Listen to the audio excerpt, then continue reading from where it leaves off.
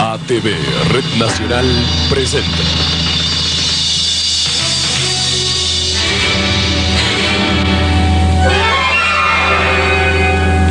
Bueno, ahora yo pienso que Flavio ha ido en una circunstancia políticamente muy adversa, porque, como él mismo dice, había una tendencia errática en no generar una política económica más o menos de mediano plazo.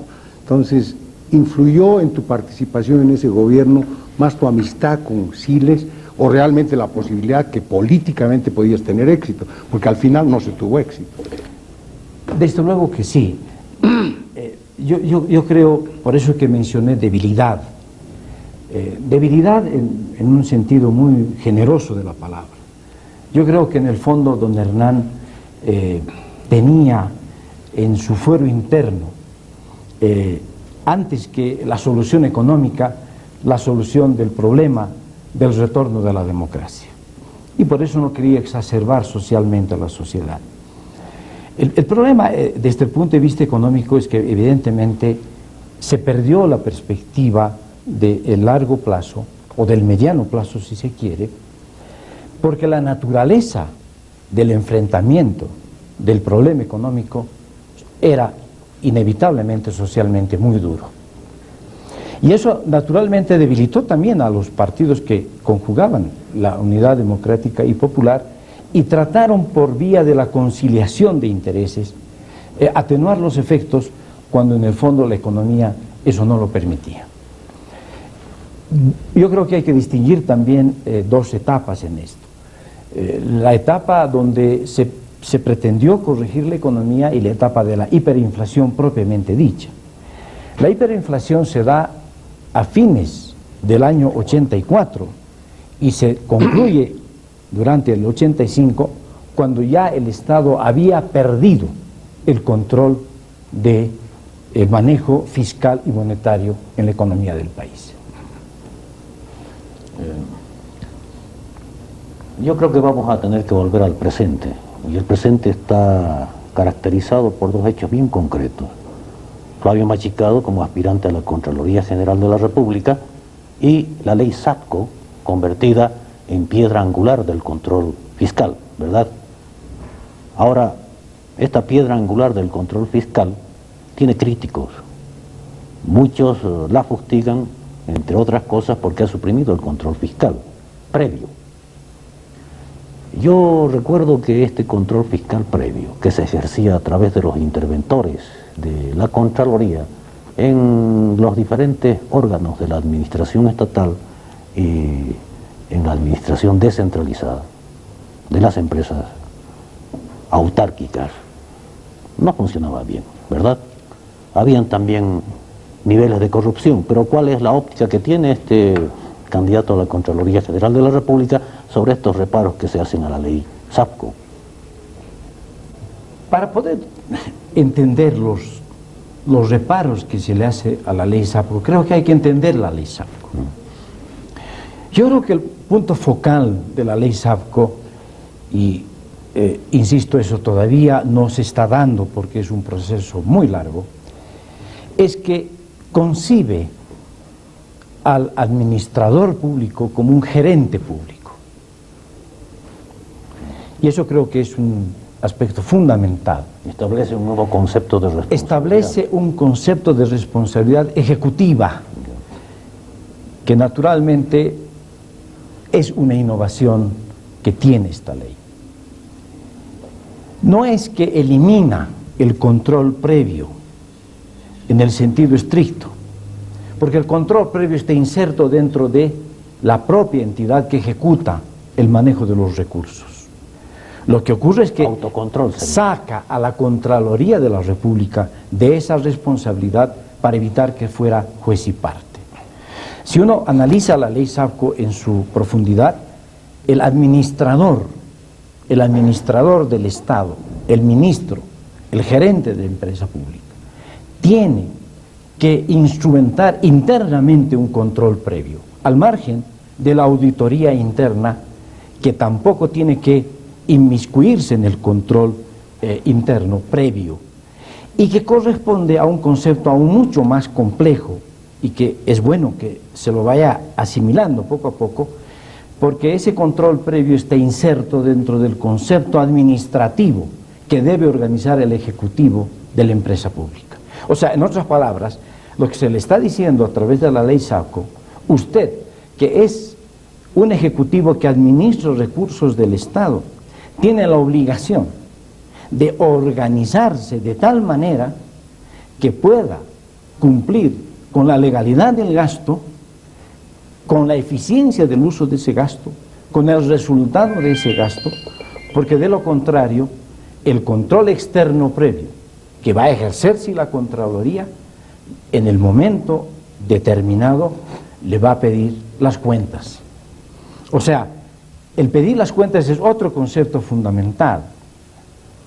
Con el control previo se diluía esa responsabilidad. Por lo tanto, creo que los que han atacado la ley SACO o no la han comprendido en su esencia o son temerosos de que este instrumento ideal, si se quiere verlo de esa manera, no va a culminar con éxito. Naturalmente, va a culminar con éxito en la medida en que se reforme el Estado, en la medida en que se cambie el factor humano y en la medida en que se tenga el largo plazo como un horizonte para el cumplimiento de esta ley SACO. Usted ha señalado un par de elementos que me parece importante ser ampliados en su consideración. Primero, dijo usted, la Contraloría debiera ser un mecanismo absolutamente exento de manipulación política.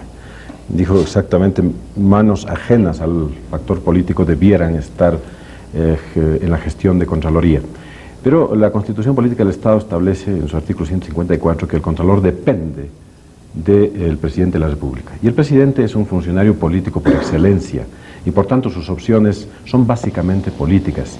¿No cree usted que hay una suerte de cortocircuito entre la función de Contraloría, como precisamente el mecanismo de fiscalización de los actos de la administración, y el hecho de esa dependencia constitucional de la Presidencia de la República? De acuerdo, pero yo creo que aquí tenemos que avanzar en este concepto. Jerárquicamente, alguien depende de alguien, y naturalmente el Contralor depende, de acuerdo a la Constitución Política del Estado, del jefe del Estado. ¿No cree que debiera haber una autonomía como el Poder Judicial respecto de los otros poderes, el poder de fiscalización? El problema es... porque es un poco controlarse a sí mismo, y eso es la cuadratura del círculo.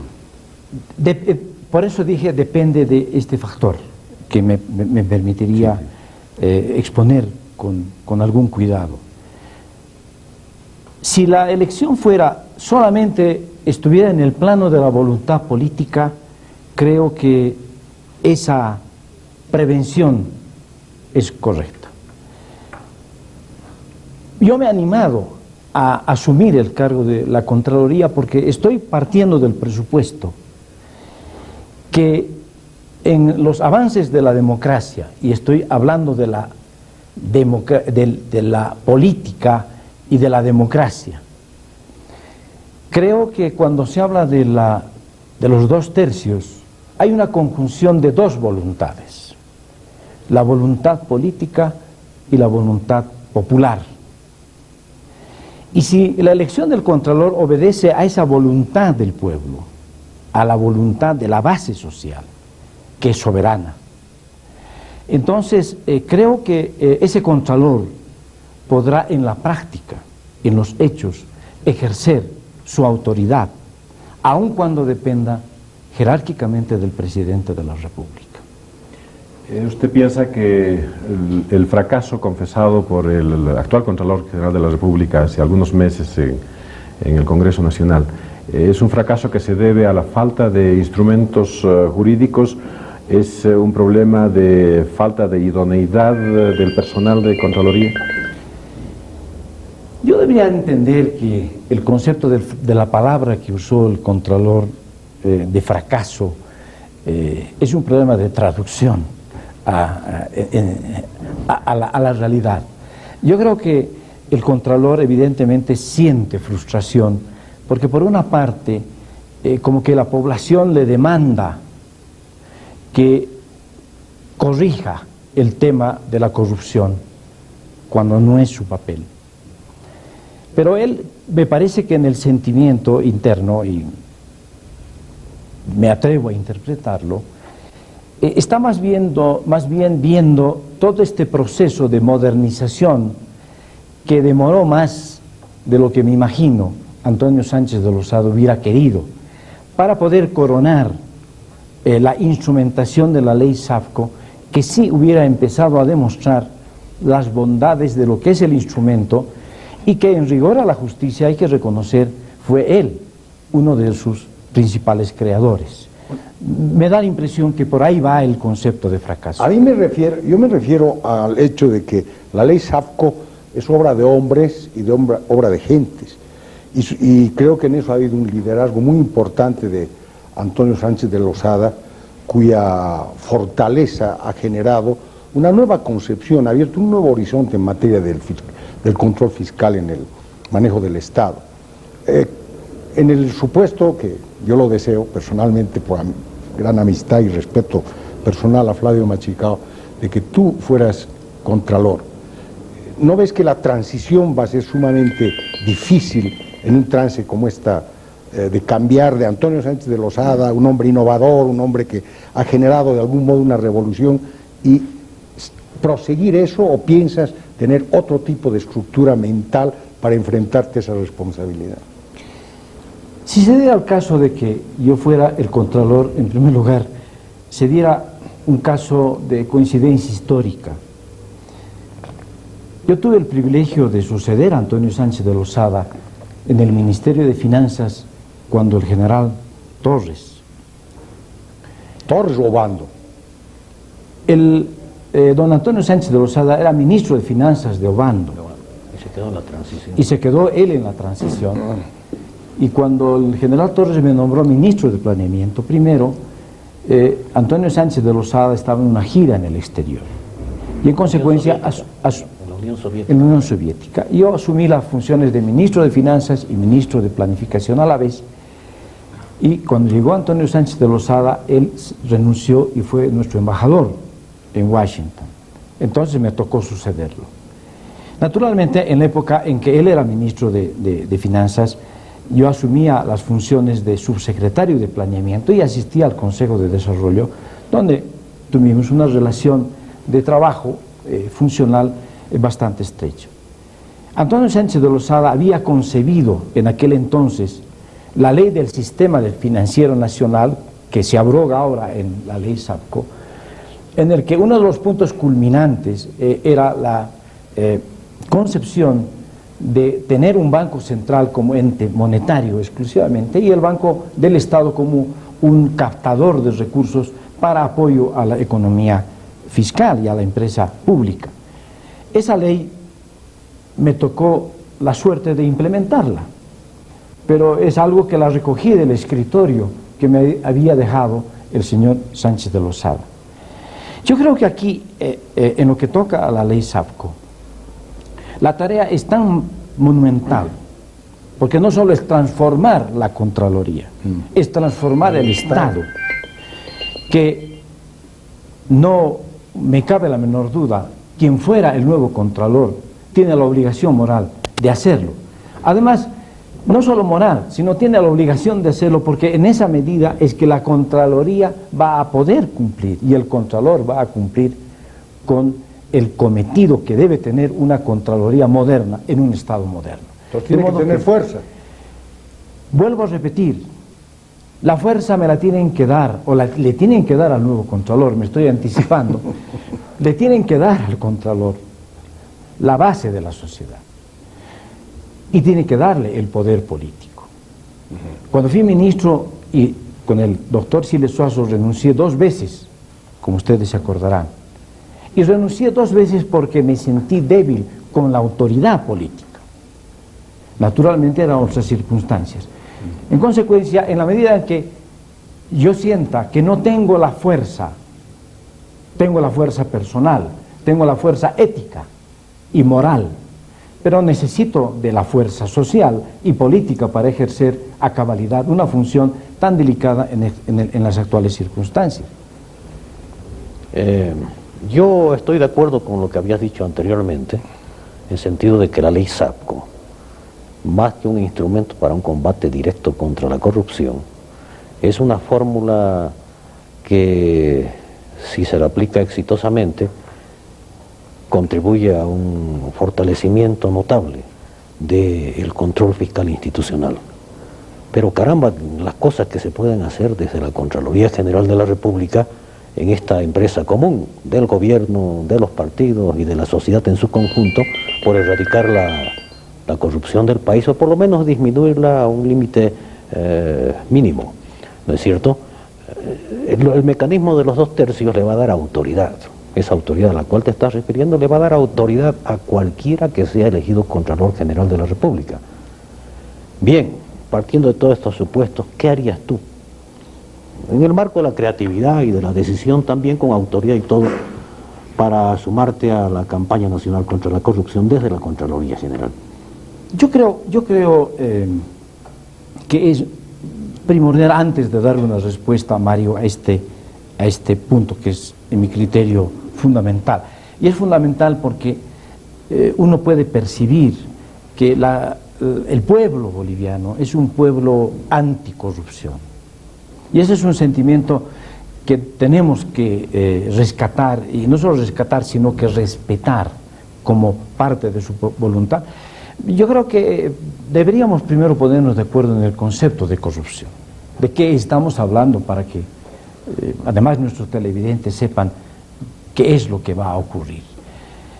Eliminando el elemento de delincuencia común que está muy tipificado y que no hay duda sobre aquello. La corrupción tenemos que verla de distintas perspectivas. La corrupción, de hecho, es un fenómeno en el más amplio sentido de la palabra. En una acepción específica, la corrupción es una apropiación indebida de los recursos del Estado y también de los recursos privados, porque la corrupción se da tanto en el ámbito público como en el ámbito privado. Entonces, por definición, estamos hablando de apropiación indebida. Ahora, naturalmente, ¿cómo se manifiesta esa apropiación indebida? Una manifestación muy general, muy cotidiana, es la coima.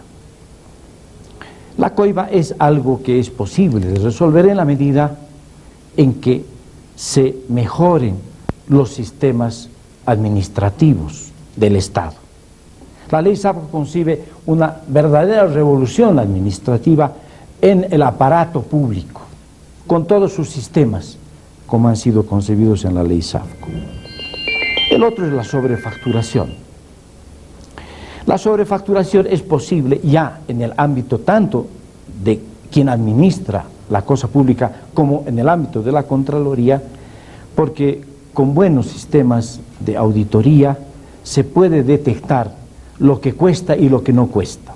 Además, dentro de la ley SAPCO, al concebir el concepto de evaluación de la gestión, que es algo muy importante del resultado, naturalmente un ejecutivo no puede comprar un tornillo en 10 veces más de lo que cuesta, donde está la corrupción, que es la vinculación de intereses entre el agente público y el privado, porque no es otra cosa la corrupción. En consecuencia si ese instrumental funciona, va a detectar aquello. El otro es el favor político. El favor político ya es un problema donde se violan procedimientos. O sea, el tráfico de influencias. El tráfico de influencias. Entonces ahí yo creo que tenemos que enfrentar de dos puntos de vista. La Contraloría, de acuerdo a la concepción de la ley SAPCO, puede, porque tiene capacidad de auditar procedimientos. Pero aquí tenemos que apelar a lo que se llama la censura social, y tenemos que apelar a la sociedad, y tenemos que apelar al mundo político. Y es que es necesario tipificar la penalidad, o como penalidad, la influencia del poder político o de la influencia del tráfico político, que no está tipificado en nuestro Código Penal. En el Código Penal están tipificadas cosas que evidentemente son de sentido común o de menor cuantía, aunque eso no lo excluye y no lo, digamos, lo perdona, pero hay que introducir en el Código moderno penal el tráfico de influencias. ¿Cómo se hará eso? No me he puesto a meditar, pero hay sí. un artículo en el Código Penal. Pero creo que es mejor perfeccionarlo y tipificarlo, ¿no? Enseguida continuamos con Vamos a hablar.